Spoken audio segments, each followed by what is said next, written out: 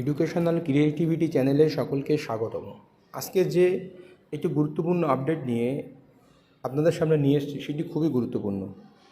এখানে 2022 রিক্রুটমেন্ট সংক্রান্ত একটি আপডেট। পিটিশনার ছিলেন টেট 2014 কোয়ালিফাইড, 2 বছরের ডিএলএড তার ছিলেন। এমনকি পর্ষদের নোটিফিকেশান 2022 রিক্রুটমেন্ট 29/9/2022 অনুযায়ী সে ওবিসি বি ক্যান্ডিডেট হিসাবে আবেদন করেন এবং ইন্টারভিউতে অ্যাপিয়ার হয়। অ্যাপটিটিউড টেস্ট অ্যান্ড ইন্টারভিউ 4/5/2023 সালের সে জুন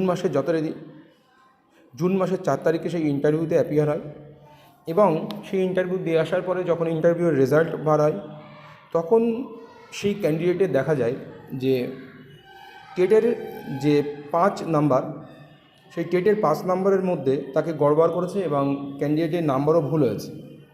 ক্যান্ডিডেট হলেন হুগলি জেলায় বাড়ি Badal Chandra Shaw, OBC B candidate, Bengali মিডিয়ামে। ক্যান্ডিডেটের টেটে 5-এর মধ্যে তাকে দেওয়া হয় 2.73, অথচ ক্যান্ডিডেট পেয়েছিল টেটে 86 মার্কস।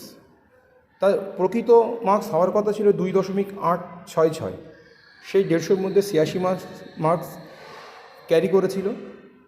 এখন যদি এই 2.866 যে সঠিক মার্কসটা ক্যান্ডিডেটকে দেওয়া হতো তাহলে সে কিন্তু মেন প্যানেলে জায়গা করে নিত। সেখানে কি হলো, সে জায়গা পেল 5% অ্যাডিশনাল প্যানেলে।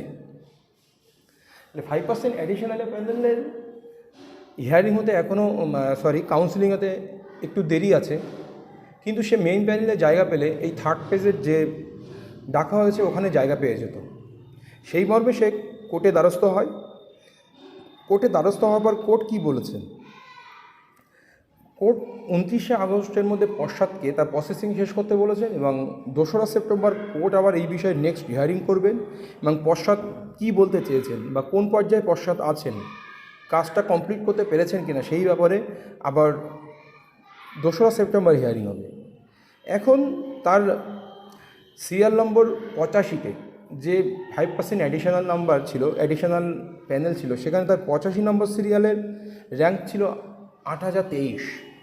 কিন্তু এই যে সঠিক তার যে নাম্বার 2.866, এটা যদি দেওয়া হয় তাহলে সে কিন্তু র্যাঙ্ক করবে 7766 বা 7767।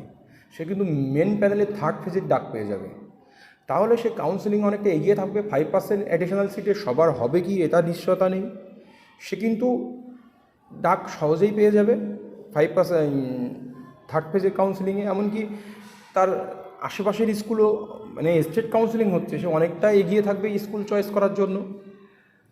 এমনটা বঞ্চিত হয়েছে বলে জানা যাচ্ছে, বা এই কেস গত 19 তারিখ সোমবার অমৃত সেনার বেঞ্চে উঠেছিলেন। আবার এই কেস উঠবে 2রা সেপ্টেম্বর, তার আগে 29শে আগস্টের মধ্যে প্রসেসিং শেষ করতে বলেছেন। যে 5% অ্যাডিশনাল প্যানেলের জন্য যারা বাকি আছে বা 3rd ফেজের কাউন্সিলিং নোটিশ দিয়ে দিয়েছেন, আশা করি 29শে আগস্টের মধ্যে এই সমস্ত অ্যাডিশনালদেরও প্রসেসিং শেষ করা হবে, এটা বলা যেতেই পারে। তো ক্যান্ডিডেটের এই বঞ্চনা, তো আপনাদের যদি এরকম কারোর সন্দেহ হয়ে থাকে, আপনারা অবশ্যই আপনাদের মাধ্যমিক, উচ্চ মাধ্যমিক, টেট যে সমস্ত অ্যাকাডেমিক্যাল মার্কস আছে সেই সবগুলো হিসাব করে দেখবেন যে আপনাদের টোটাল স্কোর ঠিক করেছে কিনা। তাহলে আপনারাও নিশ্চিত হতে পারবেন যে আপনাদের সঙ্গে কোনো ভুল ঘটেছে কিনা। যদি ভুল হয়ে থাকে তাহলে আপনারাও এরকম সুযোগ পেতে পারেন, কিন্তু সেই জন্য অবশ্যই চেক করবেন, আপনাদের মার্কসগুলোও চেক করবেন। এই হলো আজকের আপডেট। এইভাবে বঞ্চনা বা নাম্বার গণনায় ভুল করা, এটা সত্যিই সেই ক্যান্ডিডেটের কাছে খুবই হ্যারাস হওয়ার কথা। এই হলো আজকের আপডেট। কোর্টে সে সুবিচার পেয়েছেন, পশ্চাৎও সেই মতো কাজ করবেন এই আশা রাখি। এই হলো আপডেট। ধন্যবাদ। চ্যানেলটিকে অবশ্যই সাবস্ক্রাইব করে সঙ্গে থাকবেন।